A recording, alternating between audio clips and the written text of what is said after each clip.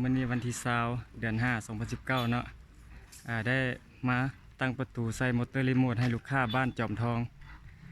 เนาะเป็นรีโมท BSM เกรดดีแต่ว่าลูกค้าได้สนใจอยากเอามอเตอร์ประตูรีโมทไปใส่ประตูหน้าบ้านก็สามารถติดต่อพวกเราได้เนาะห้านประตูคำเนาะและ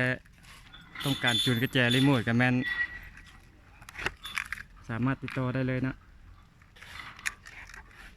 เสียงเงียบนิ่มเป็น BSM รุ่นดี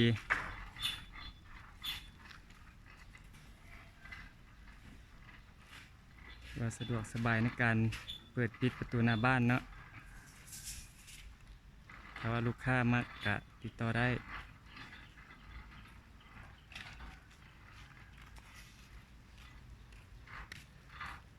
เสียงเงียบแล้วก็นิ่มเนาะ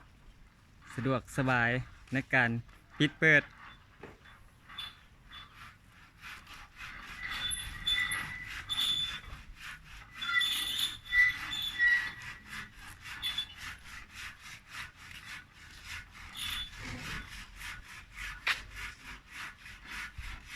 ติดต่อพวกเราได้เด้อ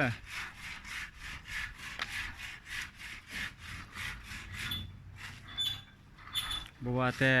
ตั้งประตูใส่มอเตอร์รีโมทเนาะเป็นแอร์เย็นเป็นกล้องวงจรก็สามารถติดต่อหาพวกเราได้